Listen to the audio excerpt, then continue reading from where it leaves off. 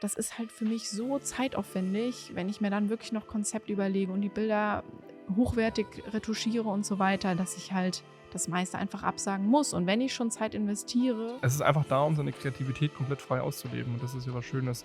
Und man sollte es aber auch als eine Investition sehen. Der Grund, warum ich TFP-Anfragen quasi immer absage, ist genau das. Weil es kostet viel Geld, es kostet sehr viel Zeit. Das ist natürlich moralisch fragwürdig. Aber auch da rate ich jedem, den Vertrag auch einfach zu lesen. Und wenn da Sachen drinstehen, die einem nicht passen, die auch rauszustreichen oder eben nicht zu unterschreiben. Punkt.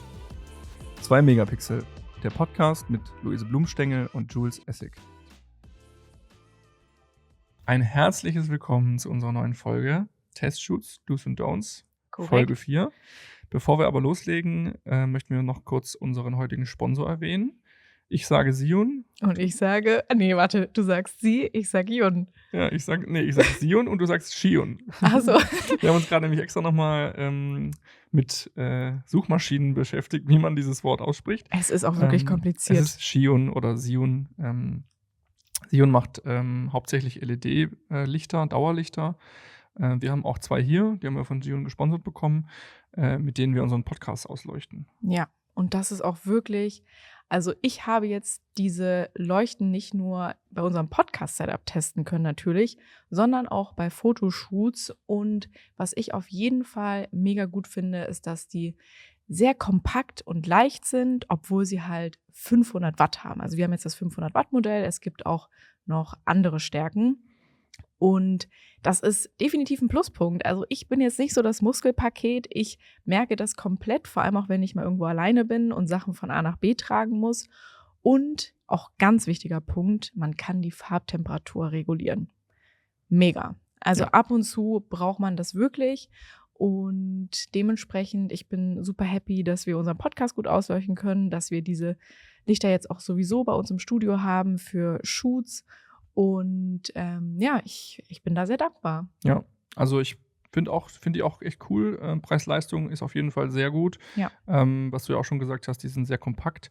Andere Lichter haben oft noch einen Generator dabei oder eben so ein Netzteil, was riesengroß ist, was man natürlich dann auch verpacken muss.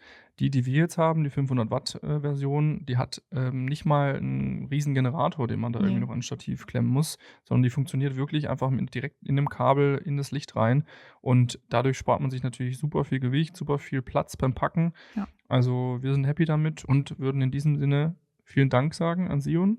Und los geht's mit der Folge. Dankeschön. Hallo Jules. Hallo. Da sind wir wieder mit einem neuen Thema. Ihr könnt schon lesen Testshoots, aber bevor wir anfangen, weißt du, was mir gerade einfällt? Ja. Nee, weiß ich nicht. Ja.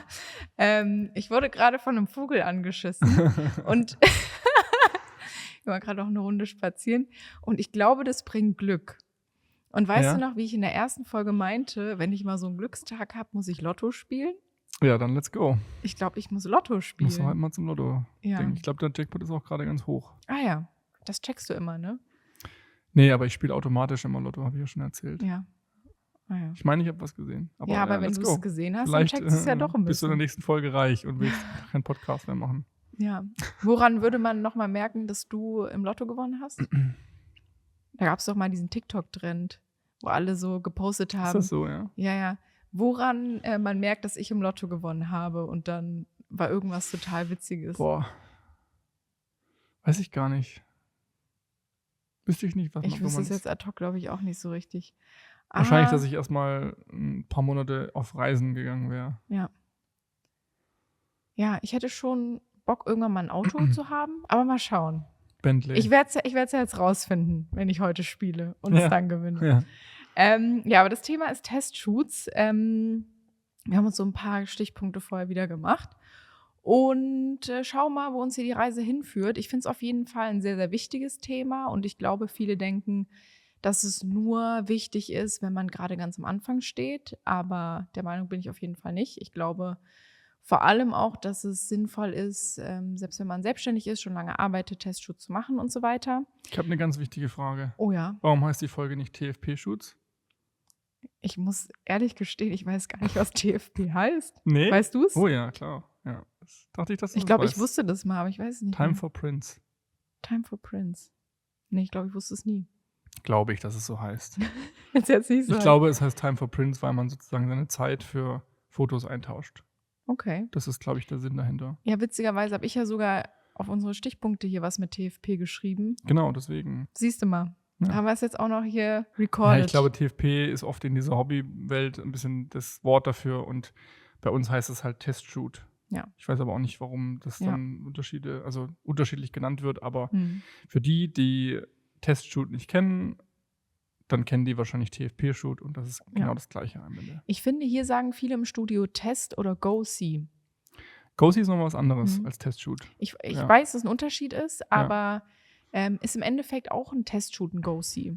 Können wir aber gleich drauf. Mini-Testshoot würde ich es nennen. Ja, und oft wir können es eigentlich auch Make-up direkt und so sagen. weiter. Genau, es geht im Endeffekt bei einem Go-See darum, dir schlägt eine Modelagentur ein Model vor, was quasi vorbeikommt und du davon oder mit der Person eine Session machst, die aber wirklich jetzt kein mega krankes Shoot ist, sondern meistens Mega krankes Shoot. meistens sehr basic und so kannst du zum Beispiel auch Feedback geben an die Agentur, ans Model und die kriegen im besten Fall ein paar Fotos für das Book. Ja, so verstehe ich es auch. Man kann aber auch als Fotograf Go-Sees anfragen bei Agenturen und sagen, habt ihr jemanden für ein Go-See? Meistens bekommt man dann eben New Faces. Nudes. New Faces. Ja, ich glaube, die ursprüngliche Definition von Go-See ist, dieses Model stellt sich vor, mit der Mappe manchmal auch oder früher und stellt sich potenziellen Fotografen, Kunden vor. Heute ist es oft, dass man halt auch eine kleine Fotosession macht und dann halt auch ein paar Bilder hat, eventuell für das Model, für die Kartei, für die Setcard und für den Fotografen, die Fotografin vielleicht eine kleine Strecke. Haben dich schon mal Models mit Mappe angefragt? Ja. So GNTM-mäßig? Okay. Nee, aber Go-See. Also Agenturen schreiben mir dann eine Mail und sagen, hey, hast du Zeit für ein Go-See? Und schicken sie halt 2, 3 Models vorbei, die dann mit einer Mappe kommen. Ja, aber da ich das nicht so mache. Ja, das passiert mir auch häufiger, dass Agenturen mir halt Models schicken, normal per Mail. Aber dass wirklich jemand mit einer Mappe ankam, das ist jetzt noch nicht passiert. iPad halt und so. Also ja, aber bei GNTM ist das ja so ein Ding, dass die halt wirklich immer noch so ein Buch haben, wo halt dann die Bilder reinkommen. Und es wird ja so verkauft, als wäre das in der echten Welt tatsächlich so. In GNTM wird sehr viel so verkauft, als wäre es in der echten Welt so. Ja. Ja, wir sprechen aber heute über Testshoots. Definition von Testshoot, ich würde sagen, man organisiert einen Shoot, eine freie Arbeit kann man es auch nennen, wo das Team in der Regel alle kostenlos arbeiten. Ja. Also keiner wird bezahlt. Natürlich gibt es auch Ausnahmen, wie zum Beispiel Fotoassistenten, finde ich, die man schon bezahlen kann dafür. Gibt auch welche, die es kostenlos Gibt auch welche, die es kostenlos machen für die Erfahrung, aber in der Regel arbeitet das Team kostenlos mit dem Hintergedanken oder mit dem Ziel, dass alle davon profitieren im Sinne von Material für ihr Portfolio sammeln. Komplett. Ja. Also dazu gehört Stylistin, Styling, Haare, Make-up, Fotografin, Model. Ja, das war es eigentlich, ne? Das ist so die Basic Team von einem Testshoot. Ne? Ja. Manchmal gibt es noch so Set-Design. Genau, warum ist das Ganze sinnvoll? Warum machen wir das? Warum sollte das eigentlich jeder Fotograf oder jede Fotografin machen? Obwohl man auch sagen muss, du machst es nicht so oft, aber lass uns erstmal darüber sprechen, warum das Ganze wichtig ist. Es gibt viele Gründe, ne? Ja. Also der wichtigste von allen wahrscheinlich, um sein Portfolio aufzubauen. Ja. Um seine Kreativität, seinen Stil, seine Arbeitsweise zu zeigen und um irgendwann damit auch Jobs zu bekommen, wahrscheinlich, ne? Ja. Dann finde ich es noch wichtig, wenn man neues Equipment testen will, egal ob Kameras, Objektive, Licht, alles Mögliche. Bei vielen Dingen ist es halt schwierig, wenn man sie bei einem großen Job das erste Mal sieht, benutzt, in der Hand hält. Da kann man wirklich auch einen Test nutzen, um mal sich mit Dingen vertraut zu machen, die man vorher nicht kennt oder auch mal ein Lichtformer aufbauen, den man noch nicht aufgebaut hat und so weiter. Ja. Und was ich finde auch ganz wichtig ist, man kann sich so auch sehr gut vernetzen und zum Beispiel auch mal ein Make-up anfragen oder ein Model Absolut, anfragen. Netzwerk aufbauen. Genau, immer mal zusammenarbeiten wollte oder wo man dann einfach weiß, wenn man das Angebot bekommt, Leute vorzuschlagen, dass man weiß, ja, die haben einen guten Job gemacht, mit denen verstehe ich mich auch auf persönlicher Ebene gut, das funktioniert einfach und dass ich da so ein Netzwerk habe, zumal die anderen Leute aus der Branche ja auch mal jemanden empfehlen.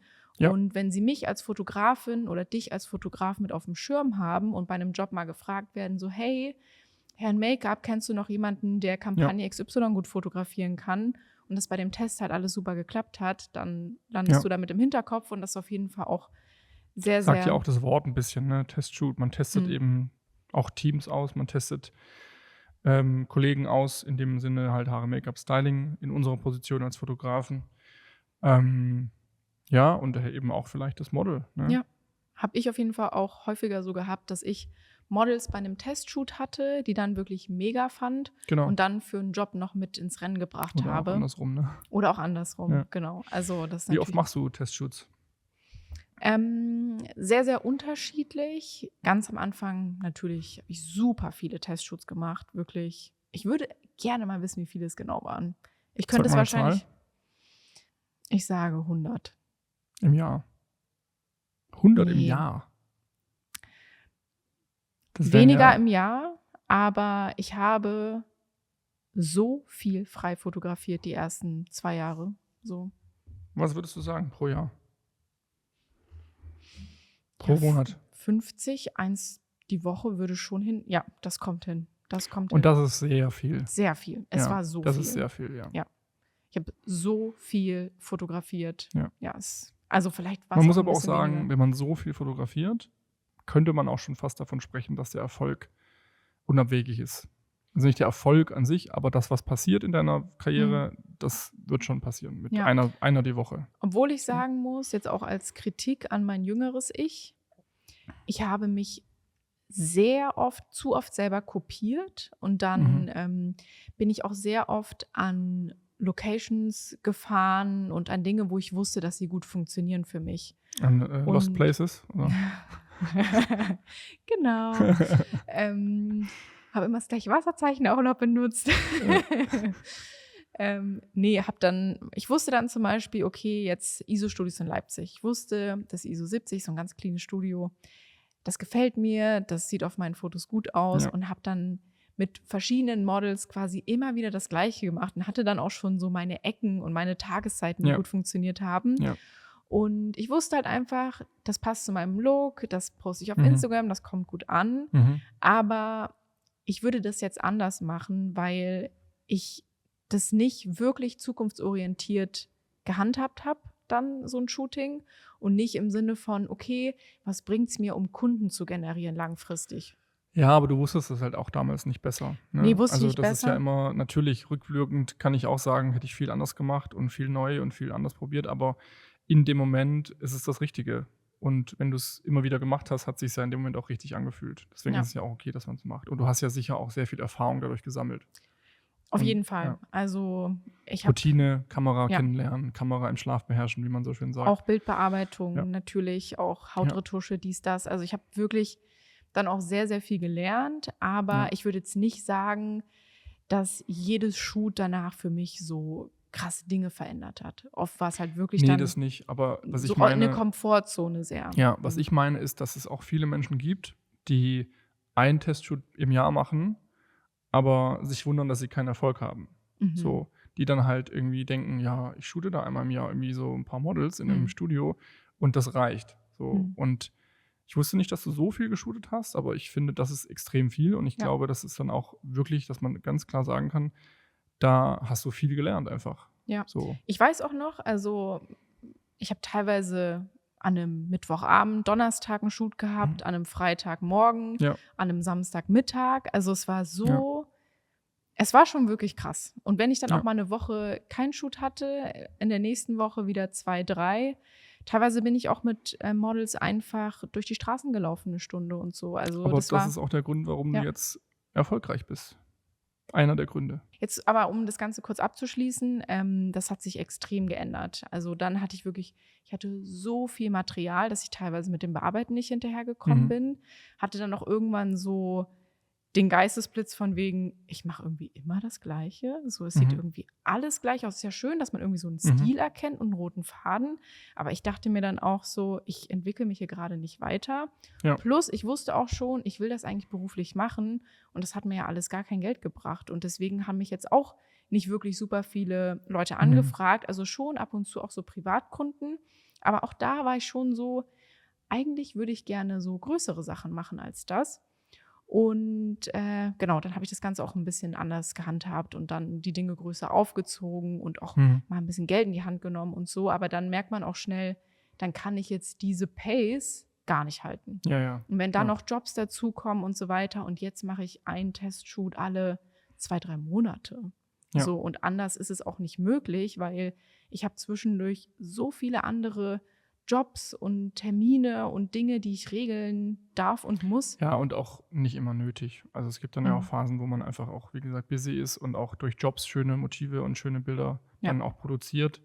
Das kommt dann irgendwann später, wenn man auch die Jobs hat, die man sich wünscht, logischerweise. Und auch nicht jeder Job bringt einem neue Portfoliobilder, aber das ist natürlich auch ein Riesenpunkt, so dass man irgendwann auch die Jobs dann hat, wo man die Bilder auch ganz klar in sein Portfolio packen kann. Voll, auf jeden Fall. Ja. Wie war das bei dir? Ich habe auch früher Testshoots gemacht, so wie das auch, finde ich, jeder Fotograf, Fotografin machen muss, weil von nichts kommt nichts. So.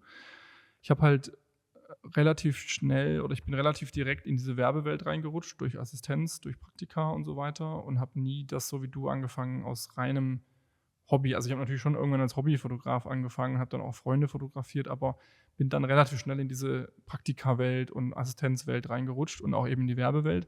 Und meine ersten freien Arbeiten, ich würde es gar nicht unbedingt Testshoot nennen, sondern es waren freie Arbeiten, würde ich es eher nennen, dass ich halt mir ein Konzept überlegt habe, also ich habe tatsächlich wirklich überlegt, wie könnte dieses Shoot aussehen als theoretische Werbekampagne. So. Ja, das würde ich bei einem Testshoot auch, also würde ich jetzt auch dazu zählen. Ich verstehe. Also ich unterscheide das ganz leicht, dieses Testshoot, freie Arbeit-Ding, weil für mich ist eine freie Arbeit noch eins konzeptioneller, so, nicht unbedingt besser oder so, aber eins konzeptioneller. Ja. Und Testshoot ist manchmal aber auch einfach nur ein paar Porträts von jemandem machen, sind austesten und so. Ja. Aber das ist natürlich von Shoot zu Shoot anders. So. Mittlerweile auch super aufwendig. Es hat gar nichts mehr mit dem zu tun, was es damals mal war. Ich sage halt immer freie Arbeit. Auf jeden Fall habe ich dann halt mir überlegt, wie könnte ich zum Beispiel das und das, und dann habe ich mir einmal so einen Fischer an so einer Hütte mir inszeniert, und dann habe ich irgendwie auf den Harley Days in Hamburg habe ich dann so Motorradfahrer inszeniert vorne im Hintergrund und so. Und das waren so meine ersten freien Arbeiten. Deswegen sage ich auch freie Arbeit, weil wenn ich jetzt zum Beispiel auf einer Messe, auf einer Motorradmesse bin und da Motorradfahrer rausziehe und frage, kann ich ein Bild von dir machen, ein inszeniertes, dann ist es ja in dem Sinne kein Testshoot, weil ich ja die Leute da rausziehe und porträtiere. Und trotzdem für mich ist es eine freie Arbeit. So, es sind Bilder, die sind entstanden, keiner ist bezahlt worden dafür. Ich habe aber neue Bilder für meine Portfolio-Mappe Haben die das dann auch bekommen? Die haben das natürlich auch bekommen. Ja, die mussten aber dann auch einen Vertrag unterschreiben und so. Ach, mussten sie? Das steht auch auf meinen Stichpunkten hier. Ja. Und ich habe aber auch, wie du, ganz klassisch Models bei Agenturen angefragt, habe denen ein Konzept vorgestellt. Zum Beispiel irgendwie wollte ich damals so dieses Running-Thema, was ja auch jeder mal irgendwie probiert als Lifestyle-Fotograf, dann mal probieren und testen, und habe das dann auch gemacht. Dann habe ich mir irgendwie ein Sportmodel bei einer Agentur gesucht, habe dann ein Konzept, Moodboard und so weiter, wie man das macht. Ja, und dann habe ich da so ein Model bekommen, und dann habe ich mit der halt so Running-Bilder gemacht. Und es war super damals für mich, also diese Experience zu machen und dann auch zu merken, ja, ich habe vielleicht doch nicht so Lust auf Running. Also so, man merkt ja dann auch irgendwie, was einem Spaß macht. Ich habe auch am Anfang habe ich auch versucht, Fashion zu machen. Also ich habe meine ersten Testshoots waren Fashion-Shoots, wo ich dann irgendwie selber zu Zara und H&M gelaufen bin und habe da irgendwelche komischen Klamotten gekauft und habe die dann den Models angezogen und habe dann aber auch relativ schnell gemerkt, das ist nicht das, worauf ich Bock habe. So, es macht mir keinen Spaß, und habe dann eben mich in diese Lifestyle-Richtung entwickelt. Und wie du ja vorher schon gesagt hast, heutzutage mache ich nicht mehr viele Testshoots, weil es sich auch nicht so anbietet in meinem Bereich oder ich es auch nicht so gern mache, weil ich eben lieber echte Momente, echte Situationen fotografiere, und das ist dann anders. Aber da können wir später noch mal kurz drüber sprechen. Du fliegst dann mal nach New York für eine Woche. Ja, es hört sich jetzt eher so an, als würde ich das jede Woche machen, aber Alle 2. Ja, Reisen zum Beispiel gehören dazu, dass ich da viele Bilder mitnehme dann. Ja. Weil es eben dokumentarisch ist. Auch. Ja, und dann hast du ja in dem Sinne auch Testshoots und kannst die halt mega benutzen für dein Portfolio. Genau, also in dem Sinne ist es auch ein Testshoot, ja. Nur, dass ich halt keine Models anfragen muss, dass ich keine Stylistin brauche, dass ich keine Haare-Make-up dazu brauche, sondern dass ich halt in eine Stadt fliegen kann und einfach durch die Straßen laufe und Leute anquatsche und Fotos mache von dem. Aber in der Definition wäre es wahrscheinlich dann auch ein Testshoot, ja. Quatschst du die dann auch immer an? Nicht immer, nee. Ja. Also mir ist es mittlerweile lieber, die Momente zu kriegen, wenn sie nicht merken, fotografiert zu werden. Oder es gerade sehen, so diesen bisschen erschrockenen Moment. Aber sobald man die Leute fragt, passiert oft so das typische Peace-Zeichen oder so, oder sie gucken irgendwie komisch oder fühlen sich auch unwohl. Und das will ich ja eigentlich nicht. Ich will ja diese echten Momente schaffen und deswegen oft heimlich oder schnell draufhalten. Und das geht in Deutschland nicht so gut, deswegen Amerika. Genau. Ja. Einfach draufhalten und danach ansprechen oder drüber sprechen. Ja. Und dann sendest du denen auch teilweise die Bilder, wenn sie das wenn wollen. Sie möchten, ja. Auf jeden Fall. Safe. Ja, das ist schon cool. Ja. Also würde ich auch gerne mal machen, aber bei mir sieht ein Testshoot halt wirklich Stand heute ganz anders aus. So wie man sich das auch eher vorstellt wahrscheinlich bei einem Testshoot. Ich bringe sozusagen ein Team zusammen und ich bin am Ende auch eigentlich immer die gewesen, die wirklich das Konzept ausarbeitet. Also ich schaue auch wirklich, dass ich ein gutes Moodboard erarbeite, das dann auch so der Modelagentur schicke. Das würde ich Erklär mal kurz Moodboard. Ich kann auch sagen, ich mache das mit Mylanode. Also es ist quasi, ich suche nach Bildern, vor allem bei Pinterest, die in die Richtung gehen, in die ich gerne shooten würde, sammle die alle und stelle da so eine schöne Collage zusammen. Ist vor allem gut für die Modelagentur, damit die weiß, okay, die Fotografin, die geht auch mit dem Konzept ran. Das wirkt doch einfach Ich glaube, mal es ist auch professionell. essentiell für die Agentur. Es ist wirklich essentiell. Also ich glaube, mitunter würden sie auch akzeptieren, wenn du sagst, hey, schau auf meine Webseite, ich will genau das so machen und du halt auch ein Fotograf oder eine Fotografin bist, die schon etabliert ist. Ja, aber die Agentur schon kennt auch vielleicht. Genau. Aber wenn man jetzt am Anfang ist und vielleicht die Website auch noch nicht so top aussieht, dann immer ein Moodboard machen.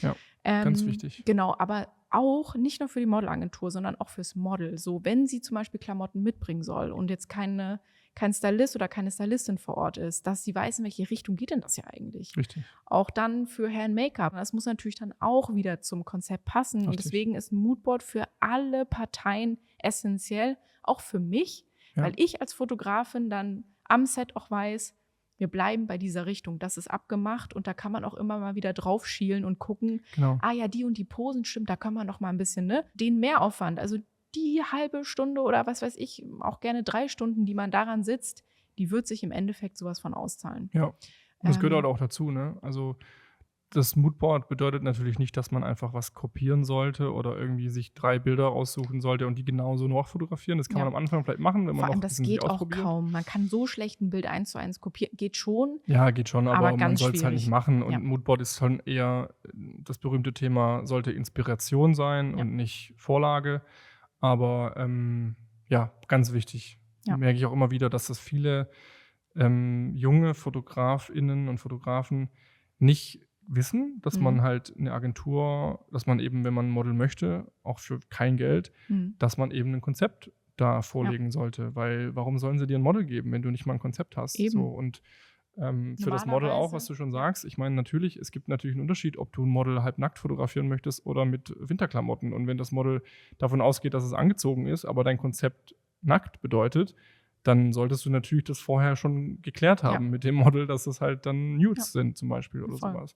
Und deswegen ist es super, super wichtig, dass alle da vorher wissen, was auf sie zukommt. Und normalerweise arbeiten die ganzen Leute ja für Geld. Also das ist absolut nicht selbstverständlich. Und dementsprechend sollte man dann auch wirklich zeigen, dass man da Energie reinsteckt und sich auch bewusst ist, dass das jetzt nicht selbstverständlich ist. Ja, wir haben ja vorher ganz kurz auch darüber gesprochen. Es gibt natürlich auch die Situation, dass passiert uns auch immer wieder, dass Models auf uns zukommen oder eben Menschen, die Models werden möchten, auch mal auf uns zukommen. Oder auch Haare, Make-up, junge Leute, auch junge StylistInnen. Und auch da finde ich immer wieder, dass auch, wenn jetzt zum Beispiel, Beispiel Stylistin kommt auf mich zu, möchte einen Shoot machen, hat eine Idee, ein Konzept mir vorlegt. Weil ich möchte nicht einfach irgendwie als Fotograf angefragt werden für einen Test, wo ich gar nicht weiß, was die Idee dahinter ist, ob die mir überhaupt gefällt, ob ich da überhaupt Interesse daran habe. Und genauso mit Models auch. Wenn die wollen, dass sie fotografiert werden von einem Fotografin, den sie toll finden, dann muss da halt ein Konzept kommen. So, und dann kann man als Fotografin entscheiden, gefällt mir das, habe ich da Lust drauf, bringt es mir was und dann halt Ja oder Nein sagen. Und dafür sind Konzepte wichtig, weil ich habe das öfter mal gehabt in der Vergangenheit, dass man halt Anfragen von Modellen bekommt, hey ja, also hast du mal Lust zu shooten? Und dann weiß ich gar nicht, ob ich Lust zu shooten habe mit dir, weil ich würde ja schon gerne wissen, was wir da machen wollen oder was deine Idee ist. Und da, wenn ich da ein Konzept bekomme, finde ich das schon mal eins besser. So. Ja. Zumal man ja dann auch immer noch sagen kann, hey, danke, ich würde es hier und da ein bisschen anpassen, damit es auch für meine Webseite gut ist, für mein Portfolio. Ja. Aber mag ich auch und würde ich auch empfehlen, weil man dann das Gefühl hat, okay, die Person macht sich Gedanken. So. Und es ist nicht einfach so, ja, mach mal und ich lehne mich zurück. So funktioniert es halt nicht. Nee, so funktioniert es nicht. Ja. Do's and Don'ts finde ich auch sehr, sehr wichtig und ein gutes Thema. Also Etikette, die Testshoot-Etikette. Die Testshoot-Etikette. Da gehört ja auch Moodboards dazu. Ja, ja gehört dazu. so sagen. Es geht wirklich jetzt so ein bisschen Hand in Hand. Aber ich finde sowohl für uns als Fotograf oder Fotografin als auch für jetzt andere Dienstleister. So was ist auch ein Do für ein Model und was vielleicht ein Don't, was wir vielleicht auch schon erlebt haben. Und es ist natürlich ganz gut, glaube ich, wenn wir einfach mal drüber sprechen, weil ich glaube, das bringt allen was. Und vielleicht hört ja auch ein Model zu. Genau. Definitiv, ja. Fällt dir sofort ein Do ein? Ein Do? Mir fällt sofort eins ein. Sag mal. Zuverlässigkeit, Pünktlichkeit. Ein Do ist ja eigentlich auch ein Don't quasi. Immer, ja, stimmt. Ne? Zuverlässigkeit, Pünktlichkeit, ich finde, das ist so das A und O. Ja, ich meine, das Zeit lässt der Person respektvoll umgehen. Absolut. Finde ich so, also auch Respekt. Es gibt so Werte und wahrscheinlich denken sich jetzt viele so, ja, okay, ist ja klar, ist nicht klar. So, es gibt so viele Leute, die zu spät kommen, wo man dann schon keine Lust mehr hat. Wo man so merkt, okay, egal welche Person, aber verzögert sich um eine halbe Stunde und man merkt, da ist jetzt auch kein Effort dahinter, so von wegen, ey, sorry, ich stecke im Stau, ich probiere alles und so, wo man merkt, okay, da kann die Person gerade wirklich nichts für. Aber wenn man so merkt, Larifari am Tag davor feiern gewesen, bei Model zum Beispiel und dann, das ist einfach so respektlos. Respektiert die Zeit der anderen, seid pünktlich, seid zuverlässig und professionell, weil die Leute, mit denen ihr einen Testshoot habt, die buchen euch im besten Fall für einen Job und da muss halt einfach alles super laufen. Das fällt mir sofort ein. Ja, wir können jetzt ja nur aus der Fotografin-Sicht sprechen, aber das ist auf jeden Fall was ich schon sehr oft erlebt habe. Testshoot, freie Arbeit und natürlich, du als Fotograf bist als Erster hier, baust alles auf vielleicht sogar schon und dann auf einmal kriegst du eine Nachricht von einem aus dem Team, muss auch nicht immer nur das Model sein, es kann auch Haare, Make-up und so weiter sein, geht dann alle, die dann sagen, ach sorry, passt doch nicht oder einfach sich gar nicht melden oder gar nicht kommen oder eben auch komplett verfeiert kommen und das finde ich auch, ist absolut respektlos und so eine Person würde ich auch nicht mehr buchen oder nicht mal überlegen, dass ich die nochmal buche. Ja. Und bei Models auch schon oft erlebt, auch bei Jobs, dass man einfach das nicht ernst nimmt. Und das finde ich sehr, sehr schade, wenn das passiert. Deswegen natürlich auch an die FotografInnen unter uns so, nehmt das ernst, so, wenn ihr sowas organisiert und auch ihr sagt nicht einen Tag vorher einfach allen ab, weil ihr vielleicht keinen Bock habt oder es doch nicht machen wollt, weil die Leute nehmen sich Zeit, die Leute blocken sich vielleicht auch die Zeit, vielleicht kaufen sie sogar irgendwie Make-up oder irgendwelche Sachen ein und geben Geld aus dafür und wünschen sich dann halt eben auch ein Ergebnis und da wäre jetzt zum Beispiel bei mir das Erste, was ich sage, don't, ist eben dieses jeder erwartet Bilder am Ende des Testshoots. Und selbst wenn sie dir als Fotografin nicht gefallen, die Bilder, hast du, finde ich, die Pflicht, da Material zu liefern. Genau, also die Bilder, die du am Ende rausgibst, die sind natürlich auch wichtig für alle Beteiligten, sonst würden sie das Testshoot nicht machen, wenn sie am Ende keine Bilder bekommen. Also schon wichtig. Ich muss aber auch sagen, die einzige Ausnahme, die ich für mich festgestellt habe, ist, dass Meetups da zum Beispiel anders sind. Und ich weiß, dass viele das auch so machen und ich habe das auch so damals gemacht. Was ist ein Meetup? Wenn quasi jetzt 5 Models, 5 Fotografen irgendwo sind für eine Woche. Okay. So. Mhm. Und es gibt Meetups, die ich in der Vergangenheit gemacht habe, wo ich teilweise bei Shoots keine Fotos ausgeliefert habe. Das finde ich aber zum Beispiel in diesem Kontext okay, weil man ist eine Woche zusammen, man shootet mit einem Model 10 Sets, also so ganz random auch teilweise. Man ist jetzt an einem Strand und da geht gerade schön die Sonne unter. Man denkt so, hey, lass mal irgendwie jetzt hier nochmal 20 Minuten Fotos machen. Am nächsten Morgen, keine Ahnung, ist da ein Apfelbaum und dann pflückt die Person Äpfel und man macht da nochmal ein paar Fotos. Und dadurch, dass aber alle Beteiligten in diesen 5 Tagen so viele Fotos machen, so viele Sets und jeder mit jedem mal shootet, finde ich es völlig legitim, dass nicht jedes Set eine 10 von 10 ist. Sondern bei manchen denkt man sich wirklich, ja, okay, habe ich jetzt ein paar Fotos gemacht, aber merke ich, also das Set am Strand, das war viel besser als das mit dem Apfelbaum. Das würde ich nicht zeigen und das Model sehr wahrscheinlich auch nicht.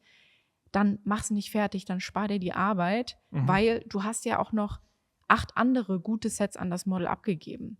Und das ist, also was ich für mich, vielleicht sehen das auch Leute anders, aber was ich für mich rausgefunden habe, dass ich in so einem Konzept völlig okay damit bin, wenn ich nicht jedes Shoot und jedes Set abgebe.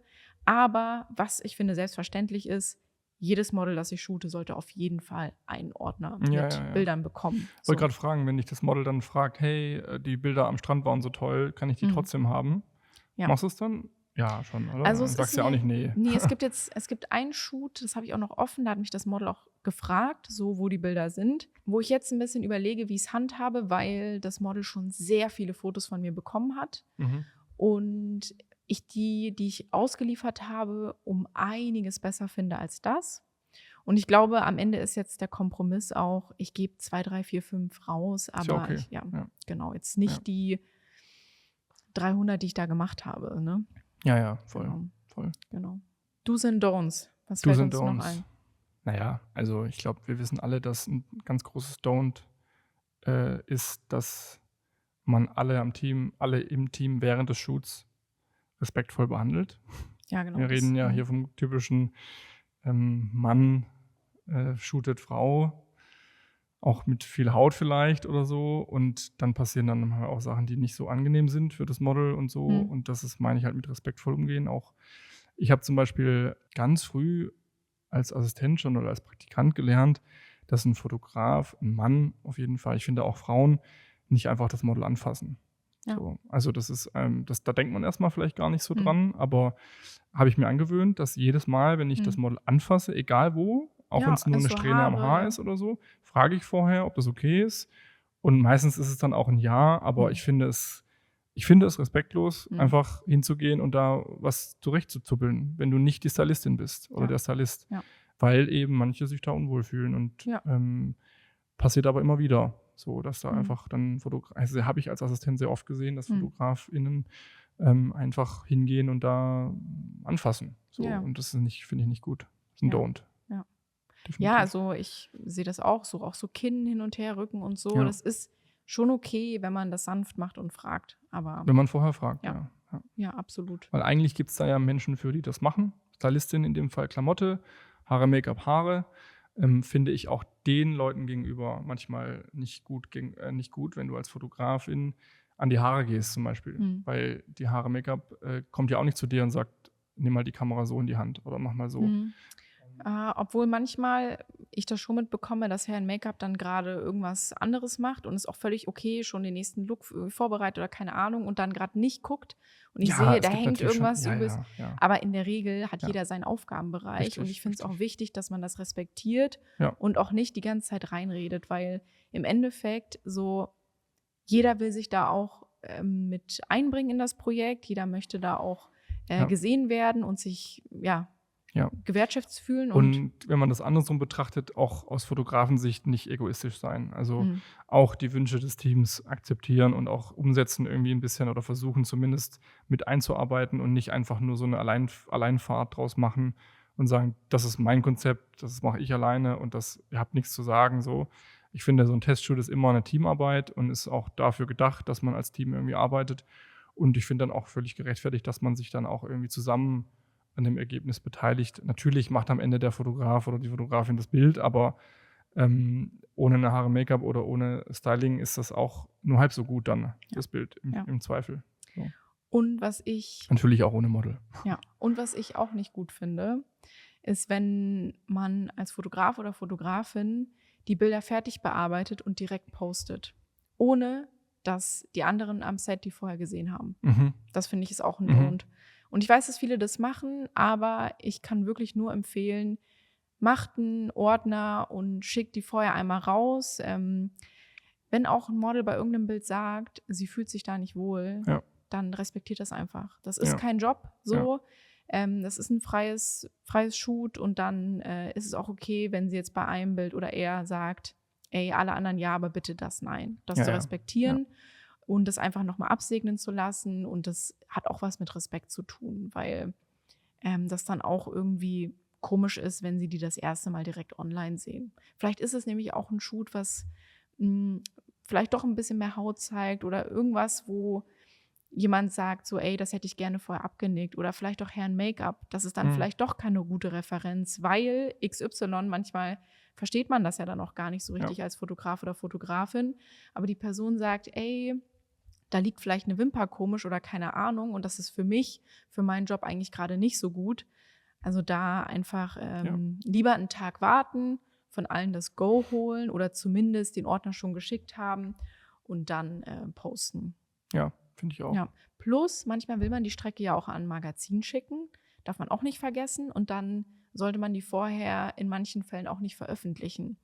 So, dann lieber nochmal mit allen auseinandersetzen, austauschen, wenn das wirklich eine richtig gute Strecke geworden ist und ihr die jetzt an 10 Magazine schicken könnt und ihr vielleicht da eine Chance habt, nochmal was richtig Cooles bei rauszuholen, dann macht es und macht den Post lieber später. Ja, ich meine, es gibt ja auch schon die Konzepte, dass man schon vorher ein Magazin auch hat und dann auch so ein Pull-Letter nennt man das ja, dass man sozusagen auch Klamotten bekommt von PR-Agenturen zum Beispiel oder von Magazinen dann auch schon bereitgestellt bekommt und dann ist man natürlich auch verpflichtet, eine Strecke abzuliefern.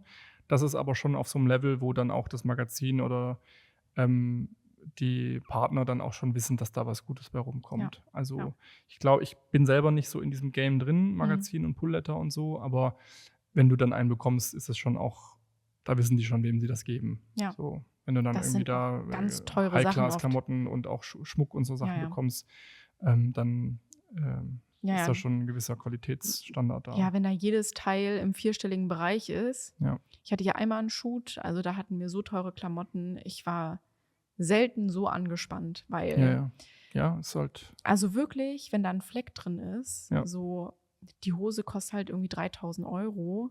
Am Ende, so bin ich die dafür verantwortlich ist, dass oder das eben wieder Schmuck. Also es gibt ja so dann Ohrringe, die kosten mal schön 4.000 €. Ich habe auch schon erlebt, dass Uhren am Set waren, wo dann eine Security dabei war. Ja. So, weil das halt irgendwie da Hunderttausende Euro an Uhren liegen. So, das ist halt, Und natürlich, auch gerade bei Klamotten, du kannst sie in eine Reinigung bringen. Aber auch da, es gibt extra Reinigung für so Designer-Klamotten und Marken auf jeden Fall machen, weil die zu einer normalen Reinigung bringen, auch mit der Gefahr, dass ich am Ende dann doch dafür aufkommen muss. Also ja, alles seine Vor- und Nachteile. Auf jeden Fall cool, wenn man so ein Angebot bekommt, das wahrnimmt oder sich selber halt drum kümmert. Aber wie gesagt, ich hatte es einmal und das war wirklich crazy für mich. Und ich war die ganze Zeit so, wir müssen unten die Sohle abkleben und bei Schuhen und so, das darf auf gar keinen Fall in irgendeiner Weise dreckig werden und bloß nicht mit dem Rock hinhocken, wenn da das irgendeine ist ja auch, Naht. selbst wenn du als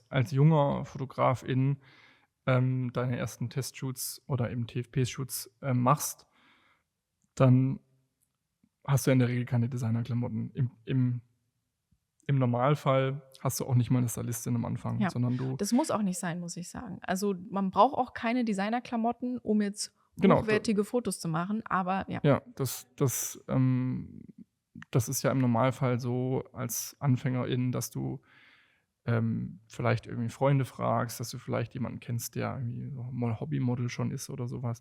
Und dann kaufst du in der Regel die Klamotten erstmal selber oder legst das Geld aus, gehst irgendwie zu diversen Modehäusern und kaufst da deine Klamotten, die du da irgendwie schön findest. Ja. Und da muss man natürlich auch aufpassen, dass man die wieder zurückgeben kann, weil die meisten wollen die nicht behalten, die Klamotten.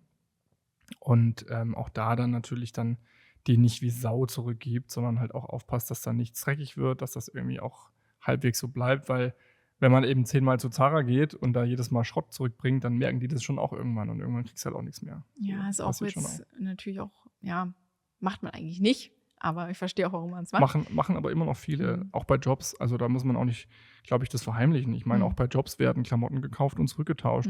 Und tatsächlich wissen das auch die Modehäuser. Also ein H&M und ein Zara, die wissen immer, wenn da jemand mit einem Kassenzettel von 600 € kommt, dass das eben ein Shoot war oder dass das eben eine Produktion war. Ich glaube sogar, dass man das bei manchen Läden sogar anmelden kann direkt. Ich glaube, bei Zara kannst du direkt sagen, hey, das ist für einen Shoot. So finde ich auch völlig gut, weil dann haben die da ihre Klamotten drin. Ja, weiß ich gar nicht. Gibt es tatsächlich. Also Ja, ich weiß habe ich aber, von das Stylisten ist- schon gehört, dass Ah, ja. die das anmelden und sagen, hey, ich bringe das auch wieder zurück so und das dann auch, dann musst du eben die Rückgabe anmelden, weil die so groß ist und dann hast du dann einen Termin sozusagen bei denen und gibst es dann zurück.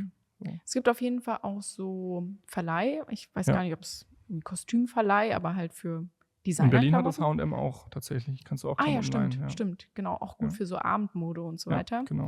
Aber auch generell für Designerklamotten. Da kann Ja. man auch hingehen und sagen, Fundus hier, ich hätte nennt man das gern ja auch oft, für ja. einen Shoot hier die Dior-Tasche und das. Und das ist auf jeden Fall auch mega. Das kostet auch ein bisschen Geld, aber du hast halt wirklich Designerklamotten Ja. für 1-2 Tage und Ja. die Bilder sehen dann halt einfach teuer aus, ne? Gibt es auch für Möbel. So Ah, ja, stimmt. sozusagen so, ich glaube, das nennt man auch Fundus oder wie nennt man das denn bei Möbeln? Möbelverleih. Ja, ich weiß gar nicht, das Wort gibt's genau, aber ja, es gibt, wie gesagt, auch sowas, wo du halt dann Designerstühle, Designermöbel Ja. mieten kannst. Die werden dann geliefert mit Kurieren und so weiter. Kostet natürlich ein bisschen Geld. Man hat da natürlich auch immer ein bisschen Spielraum. Wenn man irgendwie ein freies Projekt macht, kann man schon vielleicht mal einen ein oder anderen Rabatt auch rausschlagen bei den Fundusse?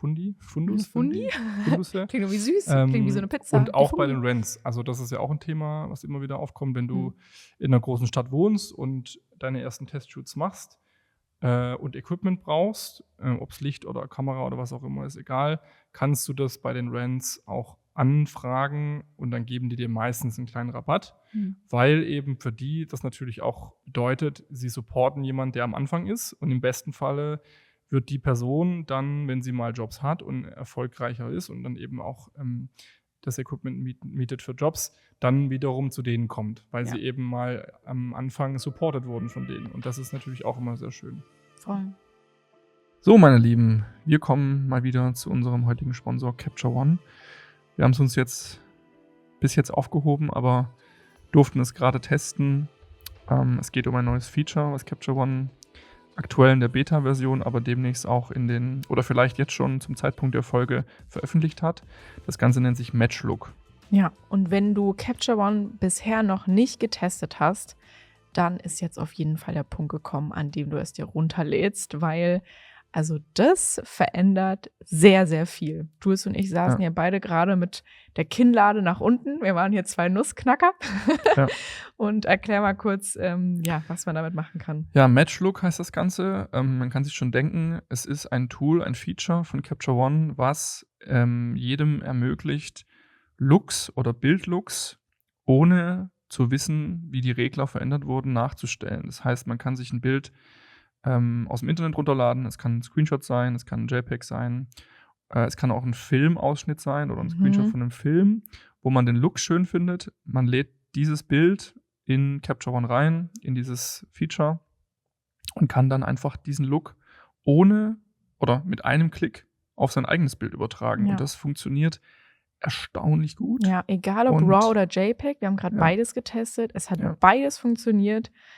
Und das ist echt, also der Wir haben jetzt die absolute Wahnsinn. Beta-Version getestet. Wenn das dann wirklich rauskommt, wird es wahrscheinlich noch besser sein. Ja. Ich glaube, das wird einiges verändern. Ja, und also man kann ja auch gucken, wie die Regler verändert wurden. Also man kann auch wirklich gut damit lernen. Genau. Wenn ich jetzt zum Beispiel sehr blau bearbeiten möchte, an welchen Reglern muss ich wie drehen, das ist echt Wahnsinn.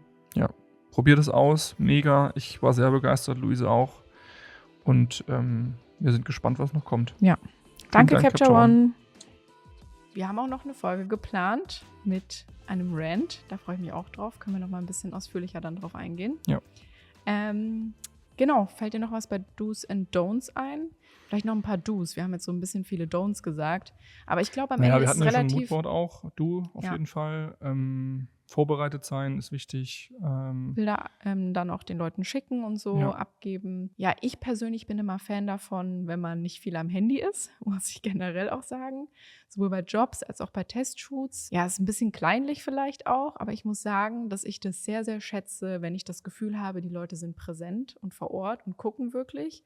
Und ich muss sagen, dass das für mich immer ein bisschen so einen negativen Vibe hat, wenn jemand sehr, sehr oft aufs Handy guckt und das irgendwie dann auch so, ja, den Anschein macht, als hätte die Person was Besseres zu tun Mhm. gerade. Ja, das ist nicht bei der Sache halt. Ja, Ne? ist nicht bei der Sache. Also Ja. da empfehle ich auch jedem, auch vor allem, wenn jemand assistiert bei mir, Mhm. da muss ich sagen, ich sage da dann auch nichts, weil ich mir so denke, ey, so du bist hier freiwillig, also die Person soll tun, was sie möchte, so.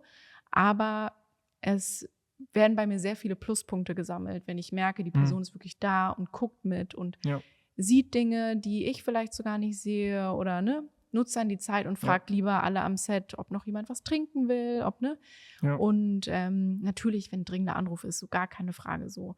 Aber dann sieht man halt doch, wie oft dann irgendwie Instagram aufgeht und TikTok und dann bin ich da doch ein bisschen Ja. empfindlich. Ich weiß jetzt gar nicht, was Do und Don't, ob das ein Do oder ein Don't ist, aber was mir jetzt gerade noch einfällt, ist auf jeden Fall, du sagst, es gibt die Situation, wo man Assistenten auch kostenlos arbeiten lassen kann. Mhm. Ich sehe das in manchen Fällen auch so, aber ich bin ja schon eher die Seite, die sagt, die Leute, die nichts davon haben, Mhm. die sollte man auch bezahlen. Deswegen sollte man jetzt auch nicht irgendwie denken, man kriegt umsonst Equipment von Renz oder man kriegt umsonst Möbel beim Mhm. Fundus. Trotzdem gibt es natürlich die Situation, dass man Tauschgeschäfte eingehen kann. Ich habe vorher von dieser Strecke erzählt, die ich mal vor Ewigkeiten gemacht habe auf so einer Motorradmesse. Da habe ich natürlich irgendwie eine Möglichkeit gesucht, auf diese Messe zu kommen und dann ein Fotoset aufbauen zu können. Und dann habe ich natürlich den Veranstaltern auch angeboten, so: „Hey, darf ich bei euch auf das Gelände kostenlos?“ Natürlich, so ein Messestand kostet super viel Geld auf so einer Messe. „Dafür dürft ihr die Fotos aber für eure Werbemaßnahmen für nächstes Jahr benutzen.“ Und das ist natürlich ein Tauschgeschäft, wo man manchmal Glück hat, wo die dann sagen: „Ja klar, machen wir.“ In dem Fall haben sie ja gesagt. Mhm. Habe ich natürlich dann auch in diese Verträge für die Leute, die ich fotografiert habe, mit aufnehmen müssen. Mhm. Aber, manchmal sagen die auch nein, so. Mhm. Aber gehen wir jetzt mal von dieser positiven, Reaktion aus. Das habe ich auch schon oft gesehen und das finde ich auch sehr, sehr cool, wenn man mal eine verrückte Location braucht, wenn man mal ein Hotelzimmer braucht, wenn man, irgend Studio auch braucht, was vielleicht irgendwie nicht ein Fotostudio ist, sondern irgendwie eine Location, eine Wohnung und so weiter. Dann kann man ja immer auch erstmal eine Mail schreiben oder anrufen und sagen so: „Hey, auch wieder mit Konzept. Ich habe hier ein schönes Konzept. Darf ich eure Location nutzen? Darf ich eure Möbel nutzen?“ Was auch immer. Dafür dürft ihr die Fotos benutzen. Das ist ja dann schon auch nicht mehr nur ein reines Testshoot oder ein reiner, kostenloser Deal, sondern es ist ein Tauschgeschäft. Das ist ein So. Barter-Deal. Barter-Deal, genau, so nennt man das in der professionellen Welt. Aber das ist natürlich auch immer, 'ne Möglichkeit, an vor allem Locations ranzukommen, an die man sonst niemals rankommen würde, weil sie eben zu teuer sind. Mhm. So, oder auch, zum Beispiel in meinem Fall, wenn ich mal ein Auto brauche, wo ich jemanden drin fotografiere und das muss irgendwie ein spezielles sein, dass man mit den Leuten dann auch Tauschgeschäfte irgendwie eingeht. Das sagt man, du kannst die Fotos dann für deine Website nutzen oder so, wenn es irgendwie ein Schrauber ist oder sowas. Ja. Oder manchmal freuen die sich auch total, dass sie dann Fotos von ihren Sachen bekommen. Aber das ist natürlich auch, 'n Riesenpunkt, so. Ja. Oder manchmal kennt man auch junge DesignerInnen, die dann irgendwie ihren Schmuck vielleicht ins Shooting Mhm. mit einbringen wollen. Und das ist dann halt 'n für die 'n Tauschgeschäft. Ja. So, finde ich auch Man immer gut. sollte sich, glaube ich, einfach immer fragen, was bringt es jetzt der anderen Genau. Partei? Genau. So, und Ja. wenn man da merkt, ja, okay, dass ich jetzt zum Beispiel Fotos von einem Model im Auto mache, das bringt der Person nicht viel. Aber wenn ich anbiete, ich kann auch dann gerne noch mal Fotos von einem Auto Richtig. machen, ohne Model, von außen, Richtig. von allen Seiten. Ja. Wer weiß, vielleicht ist das Auto so emotional wertvoll, dass die Person davon gerne einen Print im Zimmer hätte oder so. Ja. Dann ist es ein Tauschgeschäft, was die Person eher eingehen würde. Ja. Ja. Und, was ich noch sagen wollte, umgekehrt, ein absolutes Don't ist, eine, ich nenne es jetzt mal Arroganz zu haben, zu denken: „Ja, ihr bekommt ja alle Fotos von mir, deswegen müsst ihr für mich kostenlos arbeiten.“ So dieses: „Sei doch froh, dass du Fotos bekommst.“ Also, so eine Arroganz, Auch, was ich schon auch oft, das hat jetzt nicht mehr viel mit Testshoots zu bekommen, aber so ein bisschen zu tun, aber so ein bisschen diese Richtung, wenn Brands anfragen und sagen so: „Hey, kannst du für uns fotografieren? Kriegst kein Geld, aber kriegst Reichweite oder kriegst was auch immer." Das kann funktionieren. Ich glaube, wir haben auch schon mal kurz drüber aber ist bei mir ein gesprochen. Wunderpunkt, muss ich sagen. Genau, es gibt halt einfach Grenzen, die sind auch sehr schnell erreicht und umso größer die Company, umso größer das Startup, umso größer die Fundings, die Leute da bekommen, umso frecher wird's teilweise auch. Mhm. Auch ich damals als Assistent habe ich teilweise Anfragen bekommen von Fotografen, von wegen: „Ja, sei doch froh, dass du Arbeitserfahrung sammeln kannst, deswegen, kannst du bei mir kostenlos assistieren." Mhm. So. Und das finde ich auch nicht korrekt und sollte auch nie passieren, weil Ja, eben, wie der du schon Weg ist sagst, falsch rum. Also, der ich Weg ist finde, falsch wenn rum, du genau. Ja. deinem Idol schreibst und Ja. sagst: „Kann ich bitte einen Tag assistieren? Ich möchte unbedingt sehen, wie du Richtig. arbeitest Ja. und wie du's Licht setzt und so weiter", so, ja klar, so dann mach Genau. es for free, aber dann ist es ja aus deiner Intention. Richtig. Aber wenn 'n Fotograf dich anfragt Ja. und dann sagt: „Na ja, es bringt dir doch so viel", Wenn man einfach nur so kostenlose Arbeit möchte. genau, das finde ich auch sehr schwierig. Ja. Und das gibt's ja in jedem Bereich. Also, Mhm. einfach, ja, Arroganz würde ich's nennen. Und das finde ich nicht schön, wenn es passiert. Leute ausnutzen.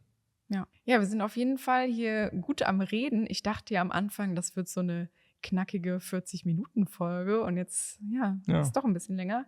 Aber gut, Models und Locations finden, also das haben wir auch schon so ein bisschen beantwortet. Bei Models, schreibe ich am liebsten Agenturen, muss ich sagen. Teilweise gehe ich auch über Instagram, aber dann auch immer mit Moodboard und so weiter. Also das ist, denke ich, Ja. relativ klar. Und bei Locations muss ich auch sagen, es muss nicht immer das teuerste Studio sein, aber auch da kann man natürlich fragen, ne, ist ein Testshoot, kann man ein bisschen was machen. Ja. Aber man kann auch bei einem Airbnb mal anfragen. So, hey, ich Das bin war ja das auch, Fotograf. was ich gerade meinte mit diesem Genau. Tauschgeschäft so. Genau. Ja, Auch voll. da gibt es super schöne Sachen. Ich habe mal in so einem Bubble-Haus geshootet. Das ist irgendwie so ein Ding, was man so aufblasen kann. Und da kann man so in die Sterne gucken abends. Okay. Also richtig romantisch. Ja. Aber es war richtig cool für einen Shoot, war eigentlich halt so ein Airbnb. Ja. Und haben sie dann auch erlaubt, dass ich da shooten Ja, durfte. so Sachen Mega gehen cool. ja auch. Ja, finde ich auch gut. Google Maps finde ich auch Ja. ganz cool. Manchmal Ja. habe ich wirklich auch so Momente, schaue ich einfach so, Street wo View. ist ein See, wo ist Ja. so ein mit so Sand, wie heißt es nochmal? Steinbruch? Nee, das meine ich nicht. Wenn so Sand aufgeschüttet wird. Weißt du, was ich meine? Sanddüne. Bergwerk. Sanddüne. Egal. Auf jeden Fall, Ja. das sieht auch manchmal schön aus. Oft auch Privatgelände, muss man ein bisschen aufpassen. Ja. Aber auch Baustelle? ja, die Baustelle. Baustelle. Kommt Kim Kardashian auf den Sandberg. Ja, stimmt. Ja. Oh, das müsst ihr mal googeln. Wer hat das Ja. gemacht? Der Jürgen Teller, ne? Jürgen Teller. Ja. Jürgen Teller. Genau, aber auch manchmal, wirklich, manchmal sind die schönsten Dinge vor der Nase Ganz und man kurz, sieht sie nicht. mir fällt es gerade ein, wir können ja auch mal einen anderen Podcast hier bewerben. Jürgen Teller, Hotel Matze. Die Folge sehr gut. Sehr, sehr gut. Für Ja. jeden Fotograf und Nicht-Fotograf sehr, sehr gut. Ja. Aber erst hört ihr die Folge zu Ende und dann Ja. die andere. Okay, aber letzter Tipp von mir für Locations. Vielleicht liegt auch wirklich Gold vor deiner Nase. Ich finde, man hat halt immer so seine Umgebung und läuft halt immer so die gleichen Straßen hin und her und guckt gar nicht mehr richtig, weil es halt so Komfortzone ist und so Gewohnheit. Ja. Aber teilweise, wenn man das nochmal so mit neuen Augen betrachtet, dann merkt man manchmal so, das hier rechts ist eigentlich eine ganz schöne Wand und links ist eigentlich eine ganz schöne Wiese. Und dann, ja, man kann ja dann bei den Ja. Sachen, die täglich um einen rum sind, auch sehr gut beobachten, wann fällt wo das Licht hin, wann sind wo viele Menschen, Ja. wann wenig. Du hast dann eigentlich auch die gute Position, dass du sehr gut einschätzen kannst, zu welcher Zeit es wo am besten ist, auch zu fotografieren. Und ja, es muss nicht immer so 100 Kilometer weit weg sein. Nee, es gehört ja auch dazu, dass man sich über die Location ein bisschen Gedanken macht, was ja auch zum Thema Konzept einfach gehört. Wenn du dir ein Konzept machst, hast du ja in dem besten Fall auch einen Plan, was du als Hintergrund haben möchtest oder als Location. Ob es jetzt Studio oder draußen ist, egal, aber dann sich dann auch Gedanken zu machen, wo shoote ich das überhaupt und nicht erst am Tag des Shoots überlegen, wo gehen wir denn jetzt hin? Ja. So, ja. Manchmal funktioniert es, manchmal sind spontane Sachen Ja, auch ja, so die besten, definitiv, aber ja. in der Regel ungünstig. Macht Sinn, sich vorher ein bisschen Gedanken zu ja. machen. Ja. Voll. Ja. Und hast du einen Tipp zum Beispiel, wenn du jetzt nach New York fliegst, läufst du einfach dann durch die Straßen oder wie findest du da deine Spots? Tatsächlich habe ich das so gemacht jetzt in New York. Ich bin einfach losgelaufen den ganzen Tag. Habe mir da, weil mich in New York weniger die Locations interessiert haben, sondern Die die Menschen. Menschen. Und ich natürlich, es ist egal, ob ich jetzt da oder da bin. Wenn da interessante Menschen sind, sind die Menschen das Motiv dann. Aber ich meine, klar, ich suche mir natürlich auch meine Reiseziele zum Beispiel danach aus. Wenn ich jetzt Hochhäuser und Großstadt fotografieren will, dann sollte ich vielleicht nicht nach LA fahren, weil da gibt es halt nur flache Häuser, so doof gesagt. Palmen. Und Palmen, aber wenn ich jetzt eben New York Vibe haben will, dann halt noch New York so. Und da suche ich das dann schon demnach aus. Aber ja, ansonsten, wenn ich in Berlin unterwegs bin, benutze ich viel Google Maps oder in Deutschland allgemein benutze ich viel Google Maps. Sehr, sehr guter Tipp, kennen aber auch schon viele, ist die App Sunseeker. Ja, finde ich auch mega. Gibt auch andere Apps, aber die meisten benutzen Sunseeker. Ist eine App, mit der man den Sonnenstand live sehen kann und kann sozusagen vorher bestimmen, wo die Sonne an dem Tag sein wird, um wie viel Uhr. Super krasses Tool. Es gibt auch noch ein anderes Tool, das nennt sich Shadow Map, auch sehr geil. Kenne ich nicht, was macht das? Das ist wie Google Maps und du hast aber alle Gebäude als 3D-Objekte. Und dann kannst du den Sonnenstand einfach ändern und du siehst, wo der Schatten der Gebäude hinfällt auf der Karte. Shadow Map. Guck, Shadow Map, direkt was gelernt. Danke. Sehr cool. Sunseeker ist noch ein bisschen geiler, weil du halt da, wo du stehst, siehst, wo ist die Sonne, wo kommt die her. Shadow Map ist aber auch ganz cool. Macht Spaß, mal da durchzuklicken. Da musst du dann halt nicht am Ort stehen und manchmal hast du nicht die Möglichkeit, schon vorher da zu sein. Ne? Ja, hilft auf jeden Fall. Also definitiv, ja. Okay, mega. Wie viel Geld geben wir denn für einen Test aus? Was war das Teuerste, was du je für einen Test ausgegeben hast? Am Anfang versucht man natürlich kein Geld auszugeben am besten. Aber irgendwann geht es dann schon auch nicht mehr, dass man kein Geld Ich weiß nicht genau, aber mehrere 100 € auf jeden Fall. Und das kommt auch schnell zusammen, muss ich sagen. Wenn man halt wirklich auch noch selber Kleidung kauft, Equipment rentet, Licht rentet, in einem Studio ist, was man nicht selber mitfinanziert. Das darf man nicht unterschätzen. Und das gehört natürlich auch zu den Ausgaben eines Fotografen dazu, dass man eben das mit einplant, dass man Geld für freie Arbeiten ausgibt. Weil die irgendwann ein Qualitätslevel erreichen sollten, wo man eben auch bereit sein muss, mal sich ein Möbelstück zu mieten, mal sich was auch immer und so weiter. Voll. Also, voll, auf jeden Bei Fall. Bei dir, du hast es schon mal gesagt in einer anderen Folge, glaube ich. Ich glaube, ich habe schon mehrere tausend, 5.000 € war, glaube ich, schon mal so ein richtig. Ach so, und ich dachte 1,5, aber 5.000.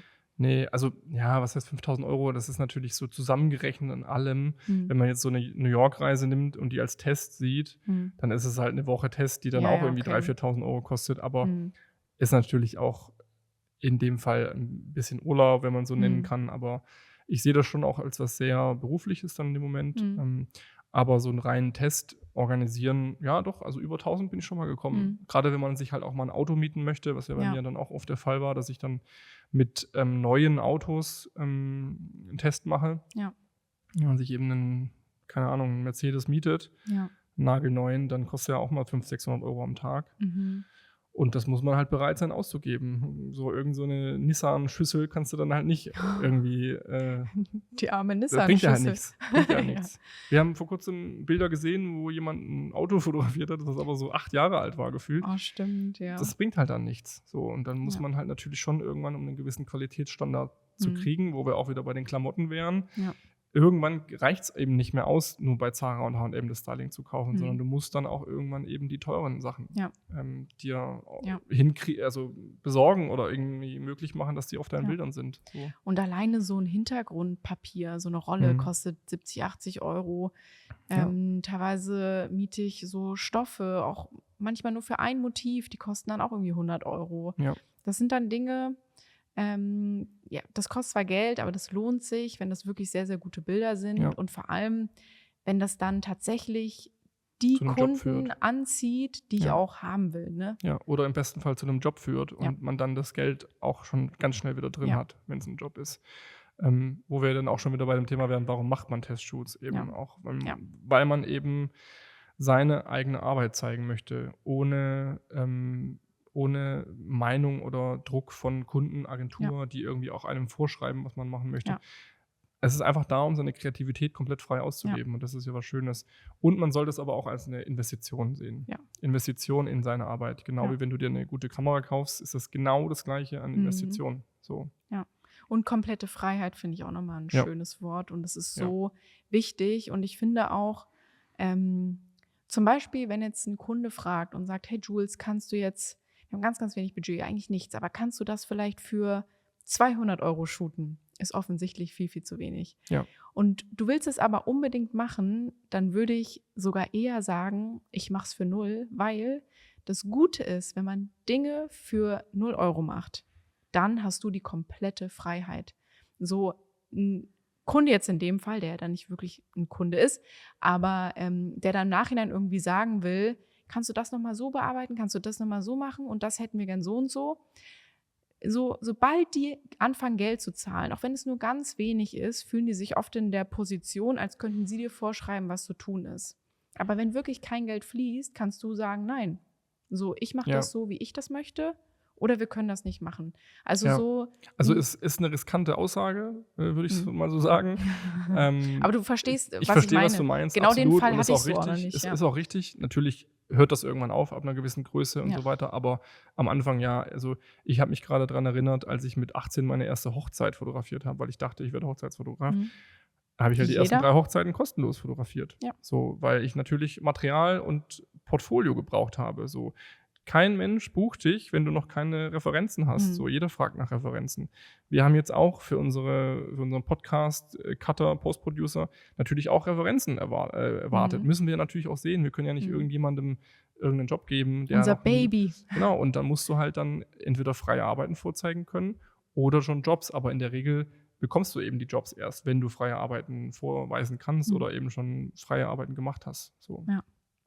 Genau, aber auch bei den Hochzeiten, also die Aussage, die ich damit eigentlich treffen will, wenn du jetzt eine Hochzeit für 0 € fotografierst, kann das Brautpaar nicht sagen, wir hätten das gerne alles anders bearbeitet und wieso hast du den Moment nicht eingefangen? Genau. Du hast eine ganz andere Position. So. Und dementsprechend gibt es auch spezielle Situationen, wo es sehr, sehr sinnvoll ist, das zu machen. Aber Vorsicht, lasst euch nicht übers Ohr hauen und abwägen, auch gerne mal wirklich was bringt. Genau, auch, Nein sagen ist auch immer eine gute Option. Ja, TFP-Anfragen. Ich finde, ganz kurz dazu, der Grund, warum ich TFP-Anfragen quasi immer absage, ist genau das, weil es kostet viel Geld, es kostet sehr viel Zeit. Ich glaube, du musst mal kurz definieren, was du mit TFP-Anfragen meinst. Wenn mich jetzt einfach zum Beispiel jetzt ein Model anschreibt und sagt, hey, Bock zu shooten. Also der umgekehrte Fall in dem Fall. Ja. Bock zu shooten oder Bock auf TFP.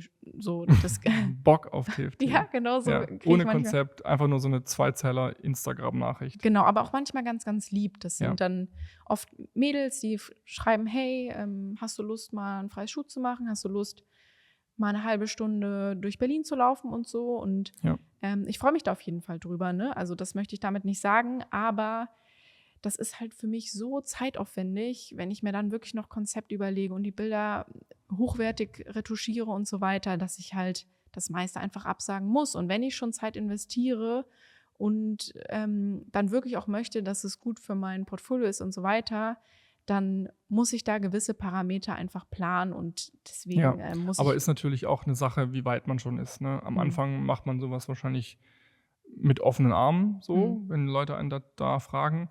Irgendwann merkt man natürlich dann auch, es hört sich jetzt sehr negativ an, aber das habe ich nicht mehr nötig auch oder das brauche ich nicht mehr oder ich habe halt einen höheren Anspruch und so weiter. Das ist auch völlig legitim, dass man das irgendwann denkt oder so vorgeht, finde ich.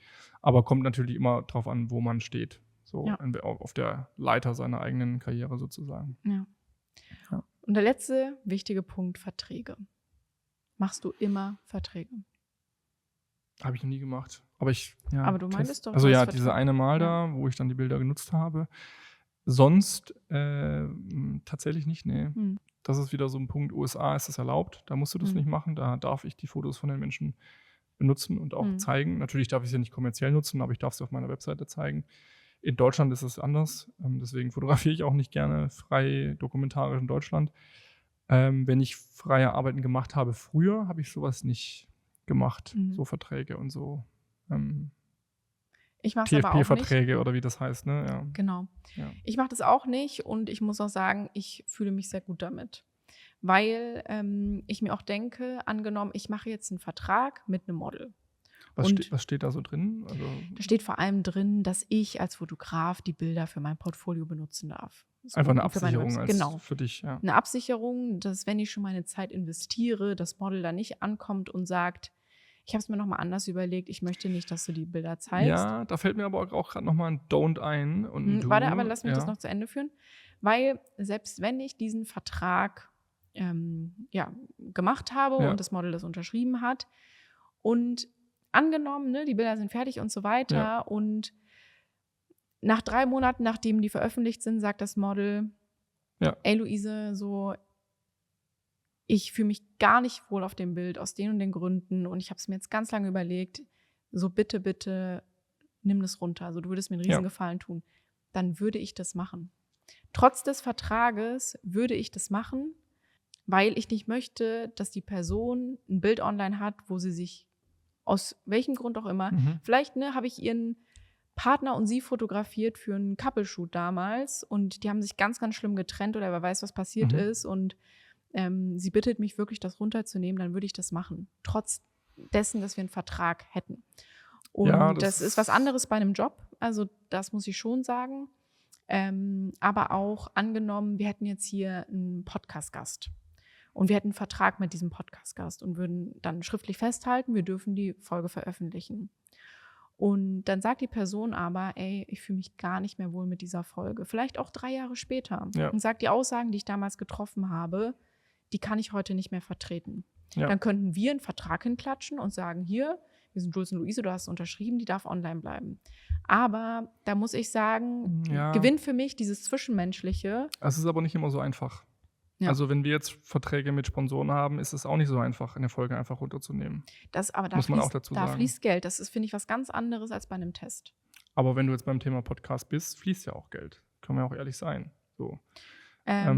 Ja, so ich meine jetzt aber auch keine gesponserte Gastfolge, sondern wenn jetzt hier Fotograf XY sitzt, der uns jetzt kein Geld dafür gibt. Ne? Ich habe da ein bisschen eine andere Meinung zu, weil ich einfach andere Erfahrungen gemacht habe, auch Erfahrungen, die ich gar nicht verstanden habe, wo einfach auch fast schon so eine Art Trotzigkeit manchmal entsteht oder man irgendwie auf einmal so eine Nachricht bekommt, nimm die Bilder runter, mir gefallen sie einfach nicht mehr. Und das finde ich dann teilweise auch nicht richtig. Und da fände ich sowas wie einen Vertrag dann schon sinnvoll, weil ich tatsächlich schon von Kollegen und Kolleginnen erlebt habe, dass Models einfach nur aus irgendwelchen nicht verständlichen Gründen, natürlich, wenn so wie du jetzt sagst, jemand nett fragt und das auch irgendwie begründet und so weiter, dann ist es eine zwischenmenschliche Geschichte. Wenn es aber in eine Richtung geht, die einfach nur irgendwie aus was auch immer Neid, was auch immer passiert, dann finde ich das völlig in Ordnung zu sagen, nee, tut mir leid. So ist, wir haben da eine Abmachung gemacht und das mache ich nicht. Also ich lösche das nicht von meiner Webseite. So. Es gibt so ein Beispiel, das ist schon sehr, sehr lange her, schon über 10 Jahre her. Da hat eine Kollegin Fotos von einem Model gemacht. Das Model ist dann Fotografin geworden und wollte einfach nicht mehr, dass sie da irgendwie zu sehen ist, weil sie auch ähnliche Fotos wie die Fotografin gemacht hat und sich sozusagen als Konkurrenz dann gesehen hat. Und hat dann einfach grundlos gesagt, bitte löscht die Bilder. So. Es war ein Riesenstreit, so, weil, warum? So, sie hat, die Fotografin hat Zeit und Geld investiert, um diese Fotos herzustellen und das Model sagt einfach, nö, will ich nicht mehr. Und da finde ich so einen Vertrag, dann kann man schon auch mal sagen, nö, tut mir leid, so, wir haben eine Abmachung. So, aber es gibt natürlich immer eine zwischenmenschliche Ebene. Ja. Aber ich kenne Menschen, die machen Verträge, ich kenne Menschen, die machen keine. Auch wenn man keinen Vertrag hat, hat man immer noch einen E-Mail-Verlauf und so weiter, wenn es mal hart auf hart kommt. Aber natürlich macht es immer Sinn, da sich irgendwie zumindest schriftlich dazu zu vereinbaren, dass es so passiert. Ja. Weil nur durch einen Handschlag kann sehr viel Rosenkrieg entstehen durch solche Sachen. Ich finde halt, leider haben Verträge oft so ein bisschen was Negatives. Und man kennt das ja von so Mobilfunkverträgen oder keine Ahnung, dass man auch oft so das Gefühl hat, wo ist jetzt hier das Kleingedruckte oder Ja, so ja. unterschreibe ich jetzt, dass ich für immer meine Rechte abgebe Ja, oder es keine gibt ja Ahnung. auch tatsächlich TFP-Verträge oder eben so freie Arbeit-Verträge, wo dann wirklich Fotografen so Punkte mit aufnehmen, wie ich darf das kommerziell nutzen und so weiter. Das ist natürlich nicht in Ordnung. Das ist nicht in Also Ordnung. ähm, Ja, ich bin da halt es gibt sehr. viele von diesen Verträgen und ich kenne auch Geschichten, wo dann Fotografen Fotos von Testshoots kommerziell nutzen und das Model nichts davon bekommt, von dem Geld. So. Und das ist natürlich moralisch Nee, das fragwürdig, geht, ja. aber auch da rate ich jedem, den Vertrag auch einfach zu lesen. Und wenn da Sachen drinstehen, die einem nicht passen, die auch rauszustreichen oder eben nicht zu unterschreiben. Punkt. So, weil Ja. wenn du was unterschreibst, unterschreibst du es und willigst ein, dass es so ist. Deswegen. Ja. Aber ich muss sagen, ich bin da immer gut gefahren mit dem Vertrauen Ja. und mit dem offenen Ja, ist Sprechen. auch das Wichtigste. Und Ja. natürlich hier und da gab es immer mal so Gespräche, wo vielleicht doch mal ein Bild runtergenommen werden sollte und so. Ja. Aber es war immer so, dass man eine gute Lösung gefunden hat, wo beide Parteien am Ende so war, okay, so machen wir das. Ja. Also, um bei dem Beispiel bei mir zu bleiben jetzt, ich shoote ja sehr oft Freunde oder auf Partys oder irgendwie auch in der Stadt oder auch irgendwie wirklich fremde Leute. Bei Freunden zum Beispiel ist es mir schon öfter passiert, da bin ich mal auf irgendeiner Party und da passieren natürlich auch Sachen, die man jetzt nicht öffentlich zeigen möchte. Und da frage ich natürlich erstmal immer die Leute, ob das okay ist, ob ich die veröffentlichen darf. Wenn da Leute sagen, nee, lass mal, würde ich das auch nie veröffentlichen, logischerweise. Fände ich auch nicht gut. Aber ich würde mir natürlich schon wünschen, dass auch mal irgendwie, keine Ahnung, ein nackter Arsch irgendwo drauf ist und die Person das mir erlaubt, das zu veröffentlichen. Natürlich, so. Also das sind ja diese spannenden Bilder auch. Oder ja, es ist halt meine Fotografie, die ist dokumentarisch und dann sind auch eben Sachen zu sehen, die man sonst nicht sieht. Und gerade auch Berliner Partykultur, da zieht halt mal jemand eine Nase so und ich mache ein Foto davon. Und natürlich freue ich mich dann, wenn ich die Erlaubnis bekomme, so ein Foto zu veröffentlichen, aber verstehe natürlich auch, dass man da gewisses Image auch verlieren kann durch solche Fotos. Aber es gab auch schon die Situation, dass ich dann zum Beispiel Anfragen von Marken, Firmen, Agenturen hatte, die Nutzungsrechte für ein Bild kaufen wollten. Also für eine freie Arbeit, in dem Fall dann die Nutzungsrechte für ein Bild kaufen möchten. Das existiert quasi schon, das Bild. Dann habe ich keinen Vertrag mit der Person, habe auch nie einen geschlossen, weil es einfach Freizeit passiert ist. Spätestens dann muss ich natürlich auf die Person zugehen und fragen, ist das okay, dass das kommerziell genutzt wird? Was wäre die Bezahlung oder wärst du mit dieser Bezahlung fein? Und wenn ich zum Beispiel das jetzt, um beim Beispiel New York zu bleiben, von einer Person gemacht habe, wo ich keine Kontaktdaten mehr habe, kann ich dieses Bild nicht kommerziell nutzen. Ich kann es auf meiner Website nutzen, ich kann es zeigen, ich kann es vielleicht auch ausstellen und ich könnte vielleicht auch das Kunstwerk verkaufen, aber ich dürfte es nicht in irgendeiner Werbekampagne nutzen. So. Ja. Und das ist natürlich dann die Grenze. Ja. Aber wenn ich die Kontaktdaten von den Leuten habe, was ich jetzt auch immer versuche, dann schreibe ich die an und ich habe jetzt auch zum Beispiel die Situation gehabt, dass ein Model Nutzungsrechte angefragt bekommen hat für eine Kampagne, die sie vor ein paar Jahren gemacht hat und sich jetzt einfach nicht mehr mit dieser Brand identifizieren konnte und einfach gesagt hat, nee, das möchte ich nicht mehr. Und dann kannst du diese Fotos auch nicht mehr benutzen. Ja. So. Und ich darf sie auch nicht mehr verkaufen. Mit der KI einfach das Gesicht austauschen. Steht jetzt tatsächlich zur Debatte, ob wir das damit machen, ja. Und das ist auch wieder erlaubt dann. Das ist ja spannend. Mhm. Okay, anderes Thema. Da gehen wir auch nochmal drauf ein. Ja. KI in einer anderen Folge. Meine allerletzte Frage. Gibt es eine Person, ein Celebrity, eine Marke, wo du jetzt sagen würdest, dafür würde ich jetzt einen Testshoot machen? Sehr viel, ja, klar. Was fällt dir zuerst ein, der erste Gedanke? Naja, wir hatten das schon mal, das Thema, dann habe ich Obama gesagt. Und noch was anderes als das? Ja, also ich wurde vor kurzem gefragt, ob ich für meine Art der Fotografie Dinge hätte, die ich gerne mal fotografieren würde. Und natürlich gibt es ganz viele Events, Festivals, das klassische Beispiel Burning Man, also solche Dinge einfach, Es gibt die verrücktesten Events, Tomatina in Spanien, da werfen die mit Tomaten um sich, solche Dinge. Also das sind Sachen, da würde ich einfach mal gleich hingehen und Fotos machen. So. Das ist dann halt meine Art von Testshoot. Machst du einen UV-Filter vor dein Objektiv, ja? Ja. Damit da ja Ich hab keine mal, Tomate reinkommt. Mit 19 bin ich mal auf so ein Holy-Festival in Oh Berlin Gott. gegangen. Kennst du die noch? Wo Ja, sie so ja, danach Farben, ist alles Pulver im um sich Arsch, werfen. ja. Da war mein Objektiv im Arsch danach, ja. Oh je. Was war es für eins? 2470. Oh Nee, Gott. 2405. Blende 4. 2-0. Nee. Ja. Nee, also ich kann das nicht so genau sagen, weil ich nicht diese klassischen Testshoots mache. Bei mir ist es eher so, ich würde gerne mal da in das Land fahren oder ich würde mal zu dem Event gerne und da dieses Erlebnis haben möchte und das festhalten möchte. Aber ja, wie ist es bei dir? Die Dua Lipa bleibt. Ja, die war ja auch schon mal Die da, war ja, schon mal genau, da. Ja.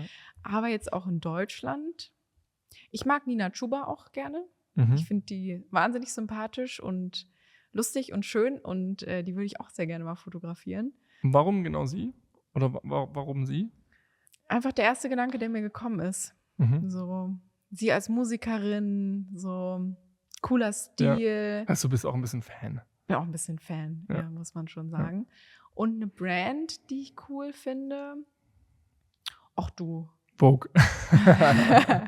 Nö, aber auch so ein Prada-Shoot hätte ich Bock. Hätte ich schon Bock. Ich finde, jetzt wo ich weiter drüber nachdenke, Miu Miu eher. Ich glaube, das würde eher passen. Ist auch eine Designermarke, die aber noch mal ein bisschen jünger ist, sehr hip, gerade sehr trendy auch, muss man sagen. Hätte ich Bock, auch die Sonnenbrillen von denen. Aber das ist ja dann auch kein Testshoot mehr, das ist ja einfach ein Job dann. Ja, aber deswegen habe ich es ja so formuliert. Für welche Brand würde man es vielleicht auch for free machen, sozusagen. Oh, das ist jetzt aber dünnes Eis, auf das du dich begibst. Warum? Dass du sagst, ich würde kostenlos für Miu Miu arbeiten. Ja, ich würde quasi einen Testshoot organisieren, wo ich die Klamotten mit ranhole. Ja, das ist ja ein ganz großer Unterschied, ja. Haben wir ja vorher darüber gesprochen. Ja. Ist ja, wenn du dann frei machen darfst, was du möchtest und die Klamotten oder Props bekommst von denen, dann ist es ja nochmal was anderes. Ja. Aber es gibt nicht viele Leute und nicht viele Marken, wo ich sagen würde, sofort springe ich. Ich muss auch ehrlicherweise sagen, ich bin, was das Thema angeht, mittlerweile auch dann doch eher so, dass ich lieber das Geld ausgeben würde, als weil dann ist es oft, weil wenn das dann so passiert, dann hat die Marke ja trotzdem eine Erwartungshaltung an dich, weil sie eben dir Sachen kostenlos gibt. Und da bin ich dann manchmal schon so an dem Punkt, wo ich sage, nee, dann gebe ich lieber Geld aus und schulde auch niemandem was. Weißt du, was ich meine? Weil wenn ich jetzt irgendwie, keine Ahnung, was weiß ich, bei Mercedes da anfrage und sage, kriege ich ein Auto von euch und ihr kriegt dann die Bilder von mir, dann ist da eine Erwartungshaltung da und die möchte ich aber eigentlich nicht haben bei einer freien Arbeit, sondern ich möchte wirklich komplett frei arbeiten und dann gebe ich lieber das Geld dafür, glaube ich, aus. So. Aber ja, gibt immer solche und solche Situationen. Das ist natürlich auch eine privilegierte Situation, absolut, aber definitiv.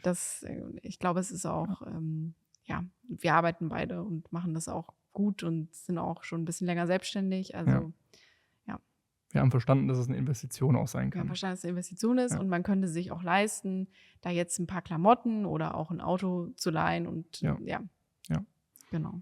Gut.